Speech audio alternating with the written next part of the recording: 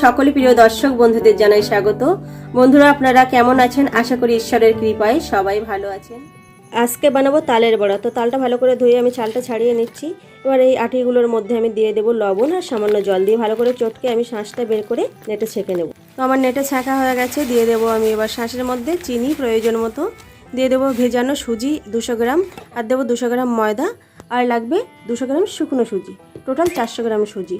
তো এখন আমি শুকনোটা দিয়ে দিচ্ছি, আর শুকনোটা একেবারে দেবো না, প্রথমে একটু দিয়ে মেখে নেব, নিয়ে তারপরে আবার সবটা দিয়ে দেবো। ভালো করে ব্যাটারটা আমি তৈরি করে নেব। গোলাটা দেখুন মেখে নিচ্ছি, আর এই গোলাটা ভালো করে ফাটাতে হবে যাতে এর মধ্যে একটা বাউল সৃষ্টি হয়, তাহলে বড়াগুলো খেতে স্পঞ্জ হবে। তো এবার ঢেকে রেখে দেবো 40 মিনিট। এতে বেকিং সোডা দিতে লাগবে না, শুধু ভালো করে ফাটালেই হবে।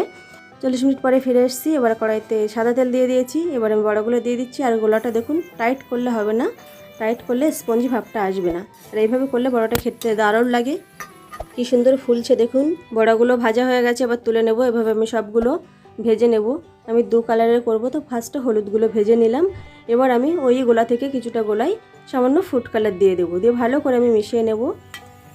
দেখুন আমি লালগুলোও কিন্তু একইভাবে ভেজে নিচ্ছি, আর এটা কোনোভাবেই এই ফুড কালার দেওয়ার জন্য যে শক্ত হয়ে যায় তা নয়। ভাজা হয়ে গেল, একে একে আমি সব তুলে নিচ্ছি। তো আরও এক খোলা আমি বসিয়ে দিয়েছি, দিয়ে সেটাও আমার ভাজা হয়ে গেছে, আমি তুলে নিচ্ছি। বন্ধুরা দেখুন, এটা কিন্তু একটা স্পঞ্জি ভাব হয়েছে। তো এইভাবে করলে খেতে খুব ভালো লাগে। তো আজকের ভিডিওটি এই পর্যন্ত। ভিডিওটি যদি ভালো লাগে তাহলে লাইক, শেয়ার, কমেন্ট করবেন, আর আমার পরবর্তী ভিডিও আপলোড করার সাথে সাথে সবার আগে যাতে আপনার কাছে পৌঁছায় তার জন্য সাবস্ক্রাইব করবেন। সবাই ভালো থাকবেন, সুস্থ থাকবেন। দেখা হবে পরের ভিডিও।